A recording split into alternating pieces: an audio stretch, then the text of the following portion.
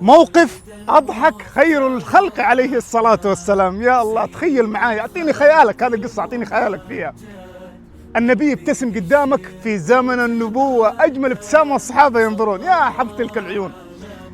جاء صحابي اسمه سلمة بن صخر البيضاني من الأنصار للنبي عليه الصلاة والسلام وقال: هلكت يا رسول الله. فالنبي عليه الصلاة والسلام نظر وقال: وما شأنك؟ قال: نمت مع مرتي في شهر رمضان. فقال النبي: بسيطة، استريح. وأخذ أنفاس هذا الصحابي وقال له النبي عليه الصلاة والسلام: يمديك أنك تعتق رقبة؟ قال: لا يا رسول الله. فقير هذا الصحابي. قال: هل تستطيع أن تصوم شهرين متتابعين؟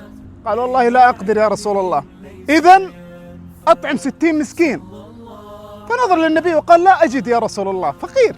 فجيء للنبي عليه الصلاة والسلام بعرق فيه تمر، العرق المكتل الضخم، وقال النبي عليه الصلاة والسلام: خذ يا سلمة وتصدق به.